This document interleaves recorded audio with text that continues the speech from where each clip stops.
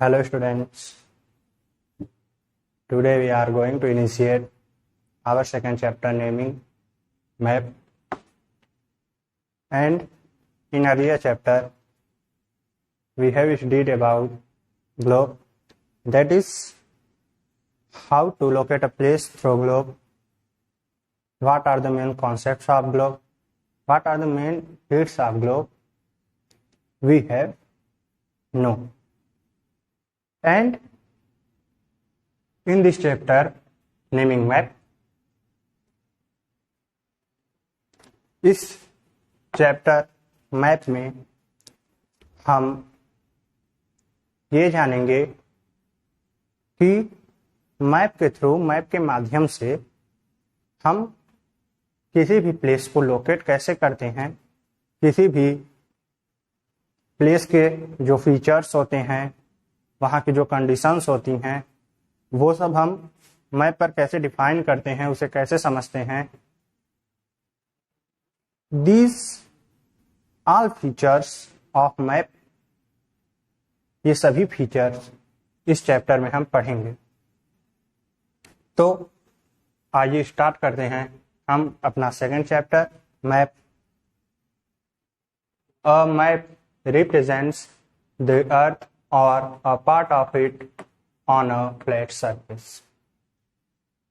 Map क्या होता है? मैप जो है किसी फ्लैट सरफेस पर, मतलब किसी सपाट सतह पर, जैसे ये जो स्क्रीन आपको दिखाई दे रही है फ्लैट सरफेस है, तो इसी तरह किसी भी फ्लैट सरफेस पर हमारे अर्थ, हमारी धरती को या इसके किसी पार्ट को जब हम रिप्रेजेंट करते हैं, उसे शो करते हैं, तो उसे ही हम क्या कहते हैं? मैप. वही बताया गया है कि जो मैप होता है वो किसी फ्लैट सरफेस पर हमारी अर्थ को या इसके किसी एक पार्ट को ये रिप्रेजेंट कर सकता है, उसे दर्शा सकता है. It is defined as a 2-dimensional representation of the whole or a part of geographical area of the earth's surface. अब मैप होता क्या है? सबसे पहले तो हम मैप और ग्लोब में थोड़ा सा डिफरेंस जान लेते हैं. जो ग्लोब था वो 3-dimensional हमारा फिगर था. 3-dimensional मतलब हम उसके केवल एक पार्ट को एक बार में देख पाते थे, लेकिन जो हमारा मैप है वो 2-dimensional स्पेस फिगर होता है. तो मैप के थ्रू किसी भी फिगर को, किसी भी चीज को हम एक ही बार में पूरा हम देख सकते हैं, है कि नहीं? क्योंकि इसमें कितने डायमेंशन होते हैं? केवल 2 डायमेंशन, दैट मीन लेंथ और ब्रेथ. तो यही बताया गया है कि जो मैप होता है ये हमारे अर्थ का या हमारे अर्थ के किसी पार्ट का, किसी जियोग्राफिकल एरिया का, ये जो है 2-dimensional रिप्रेजेंटेशन होता है, अर्थात द्विविमीय निरूपण होता है. It can be made on paper, cloth और other flat surface such as wall, cardboard etcetera. It can be made big और स्मॉल. तो जैसा कि हम बताए कि ऐसी कोई भी फ्लैट सरफेस हो तो वहां पर जो है हम मैप को कंस्ट्रक्ट कर सकते हैं, उसे हम बना सकते हैं, उसे खींच सकते हैं. वही बताया गया है कि जो मैप होता है उसे पेपर पर, क्लॉथ पर या किसी भी फ्लैट सरफेस, जैसे कि वॉल मीन्स दीवार हो गई, कार्डबोर्ड और ये सब चीजें, इस तरह से जितने फ्लैट सरफेस हो गए, यहाँ पर ये जो आपको स्क्रीन दिखाई दे रही है ये भी एक फ्लैट सरफेस है. तो ऐसे जितने भी फ्लैट सरफेस हो गए वहां पे मैप को खींचा जा सकता है, उसे बनाया जा सकता है. It can be made big और स्मॉल. तो जो मैप होता है वो बिग भी हो सकता है और स्मॉल भी हो सकता है. दैट इज, अगर हम लोग बुक में जो मैप देखते हैं वो मैप जो है एक स्मॉल मैप होता है, छोटा सा मैप होता है. लेकिन अगर हमें उसके विषय में पूरा एक्सपेंडेड नॉलेज चाहिए, डिस्टेंसेस वगैरह उन सबको अगर काउंट करना हो, तो उसके लिए हमें जो है एक बड़े मैप की जरूरत पड़ती है. आप देख सकते हैं, कई बार आप लोग देखे भी होंगे, चार्ट में जो मैप शो किए जाते हैं वो जो है हमारे बुक के कंपैरिजन में कुछ बड़े होते हैं। तो यही यहाँ बताया गया है, जो मैप होते हैं वो बड़े भी बनाए जा सकते हैं और छोटे भी। और अगर उससे अधिक आपको किसी स्थान विशेष को, किसी प्लेस को और अच्छे से डिफाइन करना हो, उसकी हर एक लोकेशन आपको बतानी हो, उसे जाननी हो, तो उसका जो है और बड़ा मैप बनाया जाएगा। तो यही यहाँ पर बताया गया है कि मैप जो है वो बड़ा भी बनाया जा सकता है, छोटा भी बनाया जा सकता है। इट मे शो वन और two particular aspects of earth as its physical features, political boundaries, roads, railways, weather, rainfall etcetera. तो जो मैप होता है वो हमारे अर्थ के, हमारे धरती के एक या एक से अधिक पहलुओं को, उसके कॉन्सेप्ट को बता सकता है। दैट इज, हमारे अर्थ के फिजिकल फीचर्स क्या हैं? फिजिकल फीचर्स मीन्स हमारी जो अर्थ है इसे कितने पार्ट्स में इस लैंड के अकॉर्डिंग डिवाइड किया गया है उसे बता सकते हैं। जो हमारे कंट्री का पॉलिटिकल डिवीजन है, दैट मीन जो स्टेट्स हैं उनकी जो अदर प्लेसेस हैं, सिटीज हैं, इन सबको जो है हम मैप के थ्रू शो कर सकते हैं। कहने का मतलब, जैसे अगर हम अपने इंडिया का मैप लेते हैं तो हमारे कंट्री में जितने भी स्टेट पाए जाते हैं वो उस मैप पर शो किए रहते हैं। उनकी लोकेशन, उनकी डायरेक्शन सब उस मैप पर दर्शाई जाती है। तो इसी तरह ना केवल पॉलिटिकल मैप्स होते हैं बल्कि इसके अलावा भी और कई सारे मैप होते हैं। जैसे वेदर को शो करने के लिए अलग मैप होगा, जो रेनफॉल होता है उसे शो करने के लिए अलग मैप होगा, जो फिजिकल फीचर्स होते हैं, फिजिकल डिविजन्स होते हैं, उसके लिए अलग मैप होगा। तो बताया गया है कि जो मैप होता है वो एक या एक से अधिक पहलू को शो कर सकता है, दर्शा सकता है, जैसा कि फिजिकल फीचर्स, पॉलिटिकल बाउंड्रीज और रोड्स यानी जो सड़कें होती हैं, रेलवेज, वेदर अर्थात मौसम, रेनफॉल इत्यादि। तो इस तरह जो है हर एक एस्पेक्ट के लिए अलग मैप हो सकता है या एक ही मैप पर एक या एक से अधिक एस्पेक्ट को शो किया जा सकता है। Maps are more preferable than globes in certain ways, let's know them. तो यहाँ बताया गया है कि मैप जो होते हैं उन्हें ग्लोब से अधिक प्राथमिकता दी जाती है। दैट इज, ये ग्लोब से अधिक प्रिफरेबल होते हैं। ऐसा क्यों होता है? जैसा कि अभी हम आपको बताएं, जो मैप है that is 2 dimensional figure, on the other hand our globe is 3 dimensional.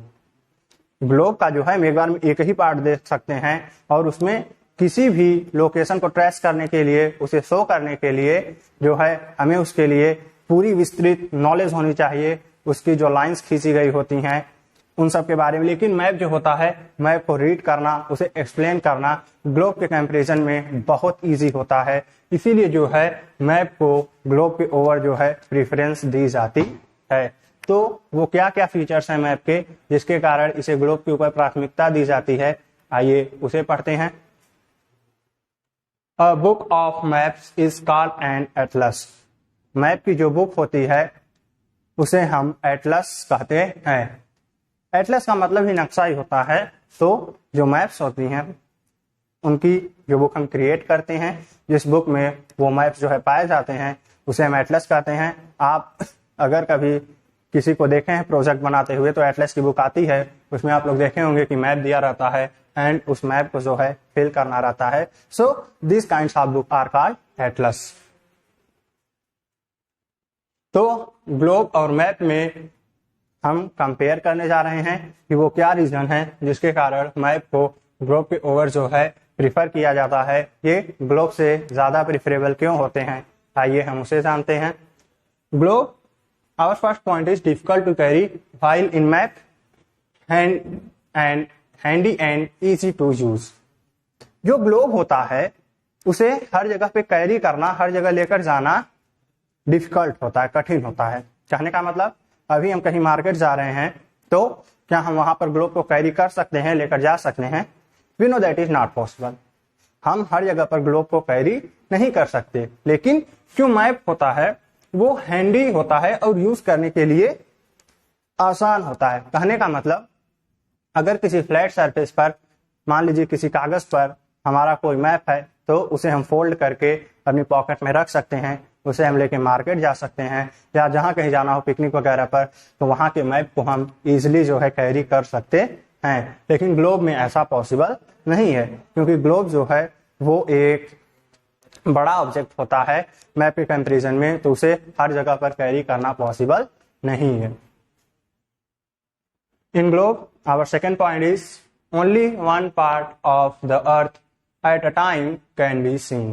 तो जैसा कि मैं आपको अभी बताया थोड़ी देर पहले कि एक बार में ग्लोब के केवल एक ही पार्ट को हम देख सकते हैं। दैट मीन जो पार्ट जो है हमारे इन फ्रंट ऑफ होता है केवल उसी को हम सीन करते हैं, लेकिन पीछे वाला पार्ट हमें दिखाई नहीं देता। कहने का मतलब किसी भी चीज की एग्जैक्ट लोकेशन, पूरी लोकेशन को अगर हमें एक ही बार देखना हो, बताना हो, तो ग्लोब पर ऐसा पॉसिबल नहीं होता है। But in maps large areas of the earth can be scene.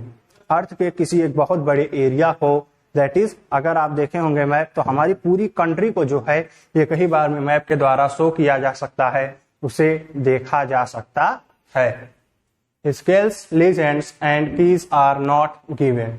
Globe में जो है स्केल्स और लीजेंड्स और जो कीज होती हैं वो नहीं दी गई होती हैं।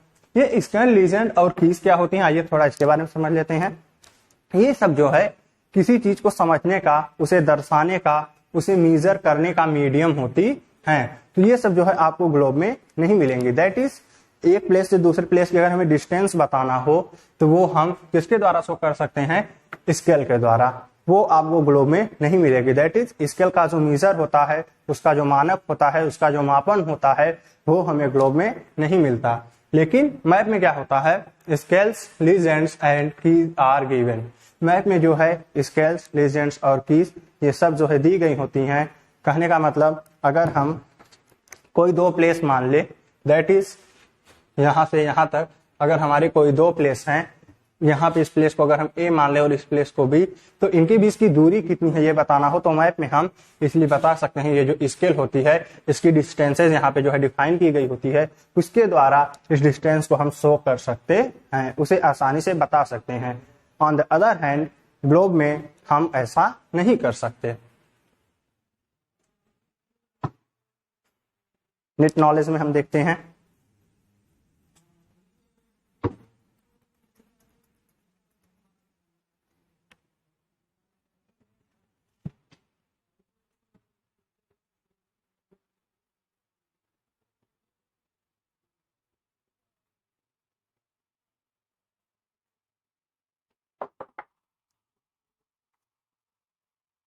The name Atlas has been given after Atlas, a giant in Greek mythology who held up the world on his shoulders. अभी हम आपको कुछ देर पहले बताए थे, जो मैप्स की बुक होती है उसे हम एटलस कहते हैं। इस बुक को एटलस नेम क्यों दिया गया, इस बुक को हम साइंस क्यों नहीं कहे, या इस बुक को कोई अदर नेम क्यों नहीं दिया गया? इसका एक रीजन है, और वो रीजन ये है कि ग्रीक की पौराणिक कथाओं में, वहां की प्रचलित कथाओं में, मिथोलॉजी में एक विशालकाय मनुष्य था जिसका नाम था एटलस।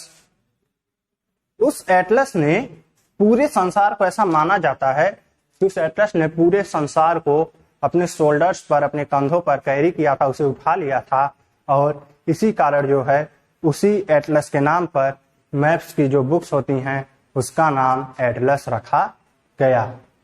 सो इस वीडियो में हम ये जाने मैप और ग्लोब में डिफरेंस क्या होता है, मैप के मायने क्या होते हैं, मैप के माध्यम से हम अर्थ के किन किन फीचर्स को शो कर सकते हैं, ये सब हम यहाँ पे उसकी जो बेसिकल नॉलेज थी उसके बारे में पता किए। और नेक्स्ट वीडियो में हम जानेंगे कि मैप कितने प्रकार के होते हैं और उन मैप्स का यूज कैसे होता है, उन मैप्स को हम आइडेंटिफाई कैसे करते हैं, उसके द्वारा अर्थ के किसी फीचर को हम एक्सप्लेन कैसे करते हैं। नेक्स्ट वीडियो में हम ये सब पढ़ेंगे। इस वीडियो में यहाँ के लिए इतना ही। Thank you.